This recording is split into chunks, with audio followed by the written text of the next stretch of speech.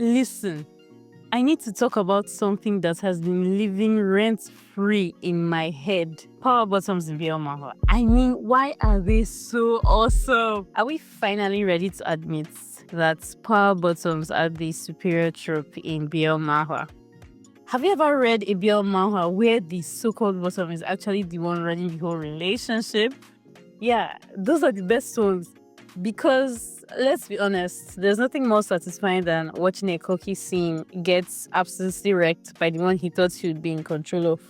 Also, it's great to see characters exist outside the strict rules of top and bottom because such things don't necessarily apply in real life. Most times in BLs, you'll see couples with the whole one person, usually the top, is aggressive and the other just blushes and stares at the flow dynamic. And while that trope has its moments, definitely, we need more variety.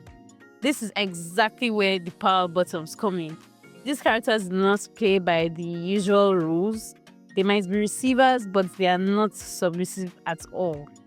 Now, what exactly does power bottom even mean? Sometimes, in order to understand something, you must know what it is not before learning what it is. A power bottom is not submissive. A power bottom is not a pushover. And a power bottom is not a twink loser okay with debts.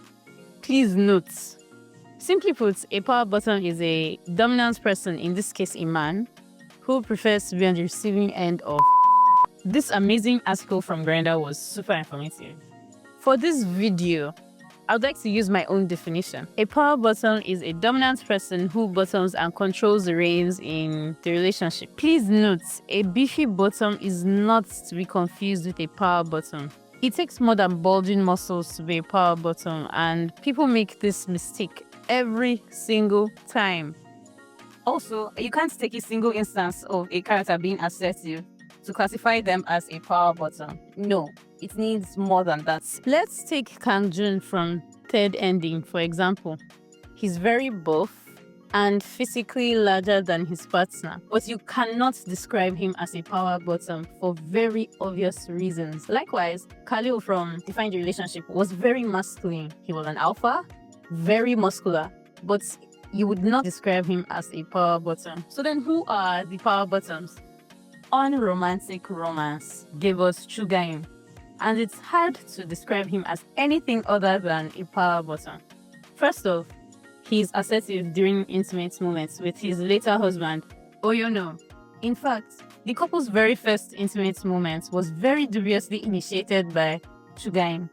He comes from a powerful family with a lot of money. He is insanely hot. He is highly successful at his job, which has been passed on from generation to generation, by the way. He is also a dominant omega, which in this world setting puts him at the top of the social pyramid. He happens to be older than his strapping young husband by at least 8 years. He exists in a much higher social class than his partner. The alpha himself mentions how this great divide affects their relationship during their first and most intense fights, after he hid his pregnancy from his alpha. Another person I'd like to bring up is Leo Lombardi from Driver's High. He is a perfect example of a power bottom.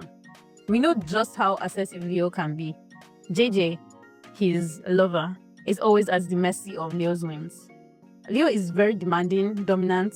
Meanwhile, JJ finds it difficult to voice out his thoughts or feelings, which leads to the relationship almost failing. What makes this more interesting is the clear size difference between them. The Omega in Mean Motion Syndrome is one of a kind. For starters, Park Jae-in is a gangster, literally rising from being a normal civilian to the head of a criminal organization. Then, the main couple started off in a master-slave relationship to pay off the alpha's debts. It's also refreshing to see a top, and an alpha at that, in debt and repaying it with his body. The best parts about their dynamic for me was that in almost every chapter, Jae-in would do something or say something to remind his alpha slave that his life belonged to his one and only master. And obviously, he was dominant in intimate moments because, again, the alpha was a slave. Konrad in Bloodbound. The manhwa is still ongoing, so there's only so much I have read. One thing is clear though, and it's that Konrad is the more dominant person in the relationship. Konrad is a very powerful person. He is an S-rank guide, and in this particular universe, They are usually stronger than espas and can have multiple powers that they get from their espas. He's also the chairman of the top guild in the country. So there's that.